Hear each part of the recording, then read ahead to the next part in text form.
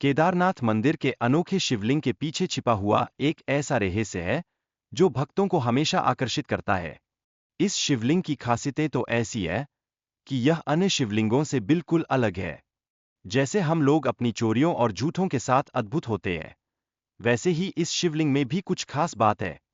केदारनाथ धाम की वास्तुकला और निर्माण तकनीक प्राचीन समय में आधुनिकता का एक उदाहरण पेश करती है।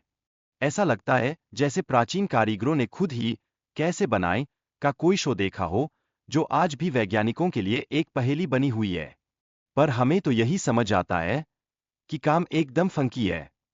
2013 की बाढ़ के दौरान भीमशिला ने मंदिर को बचाने में महत्वपूर्ण भूमिका निभाई। ये तो ऐसा था जैसे किसी ने कहा, अरे मंदिर को बचाओ, हम सबकी दुआएं काम आईं। ये घटना तो बहुतों के लिए एक दैवीय चमत्कार मानी जाती है। क्या हमें भी थोड़ी दुआ करनी चाहिए? भीमशिला का नाम महाभारत के योद्धा भीम के नाम पर रखा गया है। ये वही भीम है जो अपने कंधों पर कुंजर उठाते होंगे और भगवान की कृपा से शक्ति का प्रतीक बने हुए हैं। तो जब भी आप भीमशिला को देखें, सोचें कि ये बड़ा पावरफुल है। 2013 की भयंकर जल प्रलय के बावजूद केदारनाथ मंदिर सुरक्षित रहा। इसने हमें सिखाया कि अगर आपके पास मजबूत तकनीक हो, तो बाढ़ के ज्वार के बीच भी आप तैर सकते हैं। और यह मंदिर तो ऐसी मजबूती का प्रतीक है कि खुद पानी भी डर गया होगा। प्राचीन भारतीय कारीगरों ने बिना गारे या सीमेंट के पत्थरों को इस तरह तराशा कि वे एक दूसरे में लॉक हो जाते थे। ये तो जैसे किसी ने कहा होगा, आओ यार, इसे चित्रकला की तरह सजाते हैं। और देखिए, बिना गोंद के ही सब कुछ चिपक गया। पांडवों ने भगवान श्री कृष्ण से अपने पापों का समाधान पूछा। श्री कृष्ण ने मुस्कुराते हुए कहा, अरे भाई, महादेव की शरण में जाओ। तो पांडवों ने अपनी यात्रा शुरू की, जैसे कोई शॉपिंग पर जा रहा हो। ये तो एक अद्भुत सर्च और सही सलाह का मामला था। पांडवों की भगवान शिव की खोज हिमालय तक पहुंची। यहाँ उन्होंने नंदी के रूप में शिव को पहचानने की कोशिश की। ये वो समय था जब नंदी को भी कहा गया होगा, अरे तुम अकेले देखो, हम थोड़ी देर में आते हैं। एक तरह से ये तो एकदम अविस्मरणीय था। भगवान शिव ने पांडवों की भक्ति को देखकर उन्हें दर्शन दिए। इससे उनका उपकार तो ऐसा था जैसे भगवान ने कहा हो, भाई तुम्हारे लिए तो कुछ भी। उनके पापों से मुक्ति का मार्ग प्रशस्त किया।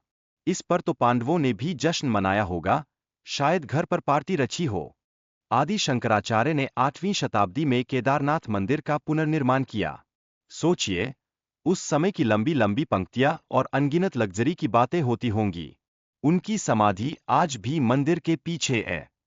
जैसे कह रहे हों, मैंने इसे सजाया है, अब आप देखो।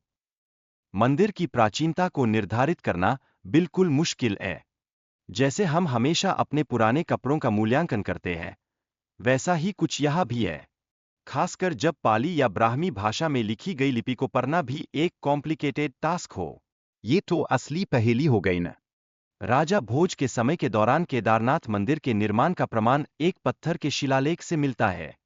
यह शिलालेख इस मंदिर के ऐतिहासिक महत्व को दर्शाता है। ये तो ऐसा है जैसे पुराने समय में किसी ने लिखा हो, यहाँ बड़े बड़े काम हुए हैं, जरा ध्यान करो। वैज्ञानिक विजय जोशी के नेतृत्व में वाडिया इंस्टीट्यूट के वैज्ञानिकों ने मंदिर की दीवारों और पत्थरों पर बर्फ के दबाव के निशान की जांच की। ये तो हम सबके लिए एक कूल एक्सपेरिमेंट था, जैसे कोई कह रहा हो, चलो बताओ, बर्फ का जादू कैसा होता है। केदारनाथ और रामेश्वरम के बीच का जियोमेट्रिक अलाइनमेंट प्राचीन भारतीय वास्तुकला की सटीकता को दर्शाता है। ये तो जैसे प्राचीन आर्किटेक्ट्स ने एक कंपास लिया और कहा, सही दिशा में चलो। इन दोनों मंदिरों के साथ साथ 5 अन्य शिव मंदिर भी सृष्टि के पंच तत्वों का प्रतिनिधित्व करते हैं। ये देखो, जैसे सब मिलकर एक शानदार ग्रुप फोटो के लिए पोज दे रहे हों। वाह, क्या सजीव चित्र है। प्राचीन वास्तुकारों ने बिना आधुनिक तकनीक के मंदिरों का निर्माण कैसे किया, यह सोचने पर मजबूर करता है। ये वो लोग थे जो बिना किसी गूगल मैप के सही रास्ता ढूंढ लेते थे। असली टैलेंट तो यही है। केदारनाथ मंदिर के कपाट बंद होने पर एक दीपक बिना बुझता कैसे रहता है, यह एक गहरा रहस्य है। ये तो भक्ति और विज्ञान का मिला-जुला मामला है।